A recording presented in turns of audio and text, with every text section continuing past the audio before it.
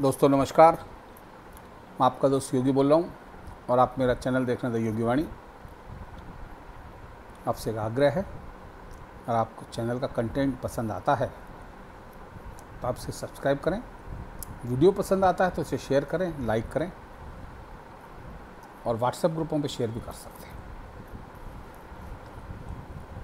तो दोस्तों, एक आम आदमी की तरह, आम भारतीय की तरह मेरे मन में भी सवाल आता है कि क्या देश का संविधान सिर्फ बहुसंख्यक हिंदुओं के लिए है? देश के संविधान को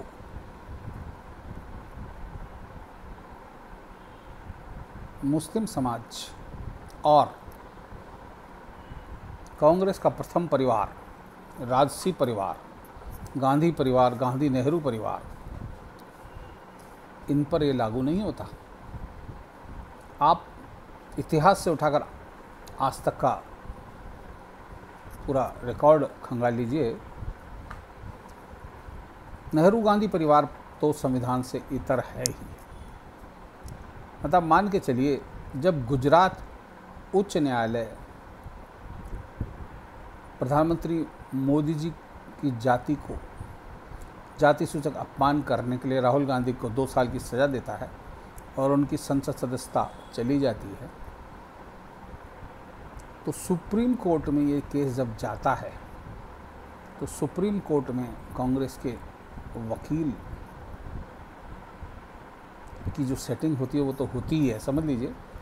लेकिन तत्कालीन सीजेआई डी.वाई. चंद्रचूड़ ने जो बेंच गठित करी और जिसका नेतृत्व वर्तमान सीजेआई जस्टिस बी.आर. गवई कर रहे थे, उनकी बेंच राहुल गांधी को न केवल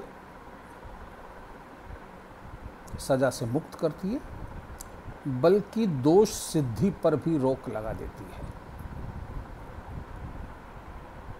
अब गवई साहब के पिताजी कांग्रेस के रहमो करम पर लंबी राजनीति पारी खेल चुके हैं, इसलिए माना जा सकता है। हालांकि गवई साहब ने इस मुकदमे से हटने के लिए आग्रह किया था, लेकिन कपिल सिब्बल और अभिषेक मनु सिंह भी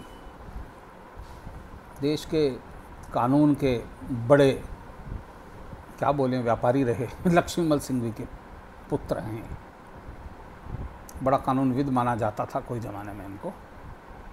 कितने कानूनविद थे तो भगवान जाने हैं। लेकिन इससे कपिल सिब्बल जमानत दिलाने के वकील हैं, लेकिन केस आज तक कोई नहीं जीत पाए। तो इन लोगों ने जाने क्या पट्टी पड़ाई सीजेआई साहब को, जो वर्तमान सीजेआई है उनको, कि उनको दोष सिद्धि पर भी रोक लग गई। अभी भी राष्ट्रपति द्वारा 14 सवाल पूछे जाने पर जो संविधान पीठ की सुनवाई चल रही है, जिसका फैसला परसों सुरक्षित रख लिया गया है और फैसला कभी भी आ सकता है,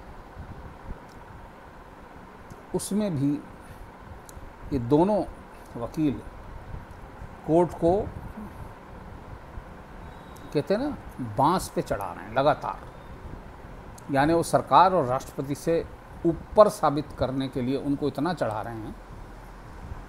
जबकि मेरा एक मानना है, मैं एक सामान्य आदमी की तरह सवाल पूछ रहा हूँ, मैं कोई कानूनविद नहीं हूँ, लेकिन आप बताइए, ये जज लोग जब अपने स्व विवेक से फैसला देते हैं, सुना जाता है कि धारा 142 संविधान में दी हुई है जिससे जज अपने विवेक से फैसला देता है, लेकिन वो सिर्फ आपातकालीन स्थितियों में होता है।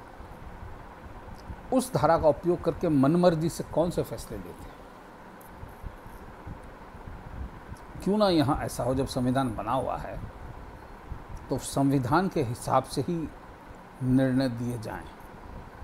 देश तो कानून से तभी चल पाएगा ना। न्यायाधीश क्यों अपने को स्वयंभू भगवान समझ बैठा है? तो धारा 142 का यूज करेगा, कुछ भी फैसला दे देगा।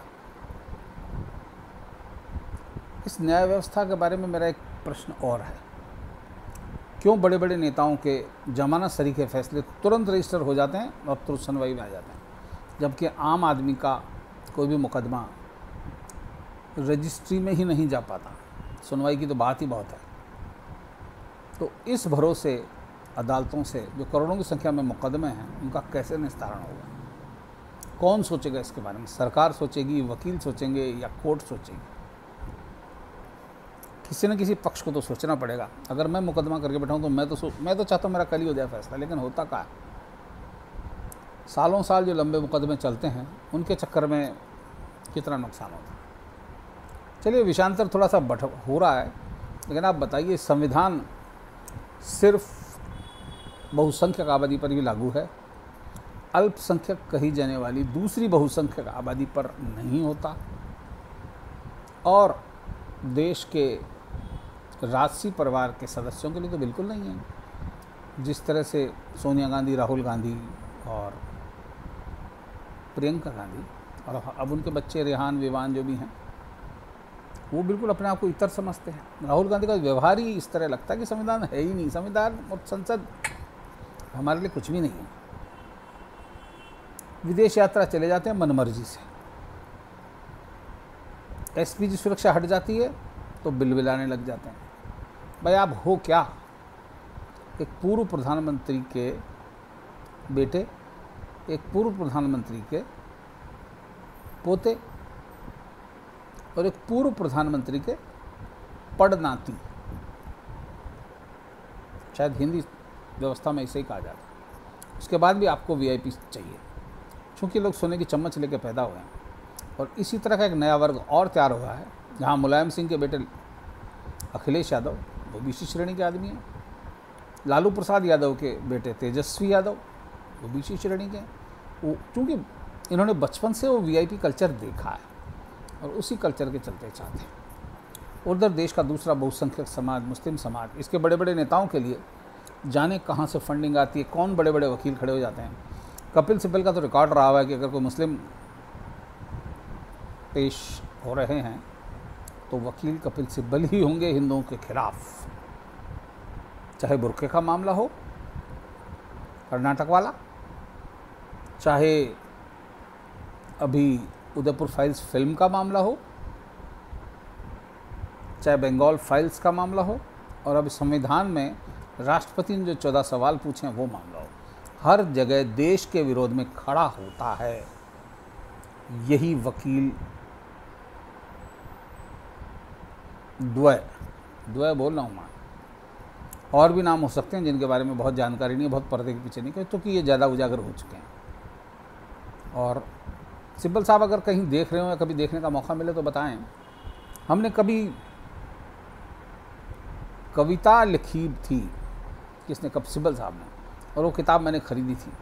अब मैं सोच रहा हूँ इस किताब को कहाँ आग लगाई जाए उनके व्यवहार को देखते हुए। तो देश की जनता सवाल पूछ रही है संविधान से, सरकार से और कोर्ट से कि कानून और संविधान पूरे देश पर एक साथ क्यों नहीं लागू है। तो दोस्तों, आज के लिए विषय इतना ही। सवाल का जवाब अगर आपको नज़र आता है तो आप कमेंट में लिखिए। तब तक के लिए जय श्री राम, वंदे मातरम, जय भारत, और हमेशा खुश रहिए।